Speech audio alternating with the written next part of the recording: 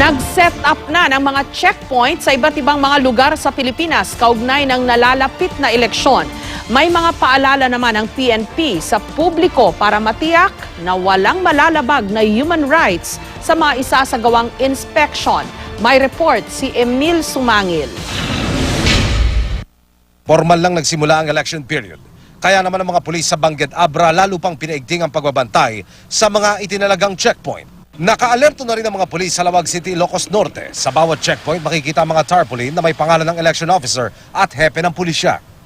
6 na bayan sa Mogpog, Marinduque naman ang nilagyan na rin ng checkpoint. Layo nitong mapigilan ang anumang uri ng karahasan ngayong panahon ng eleksyon. Sa Tagbilaran, Bohol, kabi-kabila rin ang checkpoint. May mga nasitang nagmamaneho ng walang lisensya at mga motor na walang side mirror.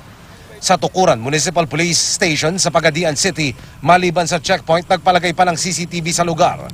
Mismong sina Comelec Chair Andres Bautista, PNP Chief Ricardo Marquez at ilang pang tauhan ng AFP at PNP ang bumisita sa ilang checkpoint sa Quezon City.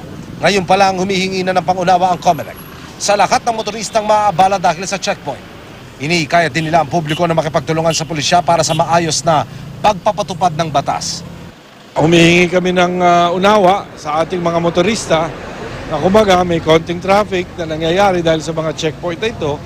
Pero nga ito yung ginagawa natin para sa kapakanan ng ating mga mamamayan para sa darating na halalan. We are calling on them sa mga motorists na to cooperate para mas mabilis.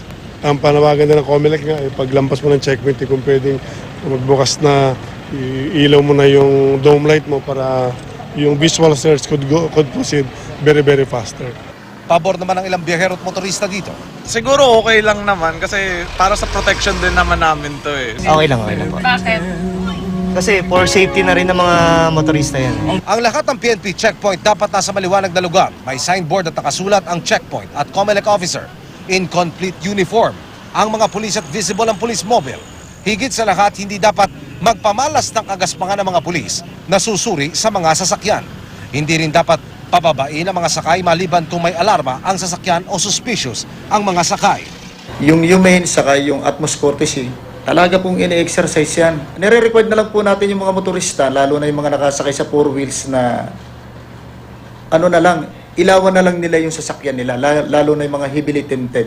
Yung plain view doctrine po, yan ang pinaano natin. Kung ano lang po yung naaaninag sa sasakyan, bawal na bawal po yung buksan yung sasakyan at maghalughog sa loob ng sasakyan. Sakali namang may reklamo o sa tingin ng isang motorista ay may nalabag sa kanyang karapatan, pwede raw i-video ang nangyari at maghain ng reklamo sa tanggapan ng pulisya para makapagsagawa ng investigasyon.